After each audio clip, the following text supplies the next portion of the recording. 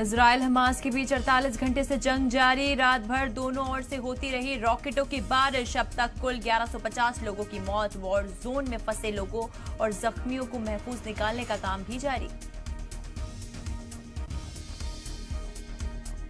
Hamas के खिलाफ Israel को मजबूती देने के लिए अमेरिका देगा जंगी जहाज। हमास का जवाब, अमेरिका जंग जहाज से नहीं डरते हम।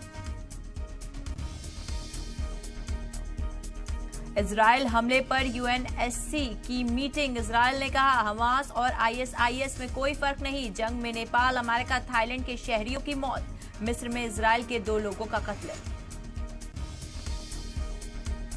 जातीय जनगणना को लेकर नहीं थम रही सियासत। यूपी के साबिक सीएम अखिलेश यादव बोले बिहार में जो सर्वे हुआ उससे एक नई क्रांति जागी। तेजस्वी ने कहा बीजेपी नहीं चाहती थी कि डेटा जारी हो।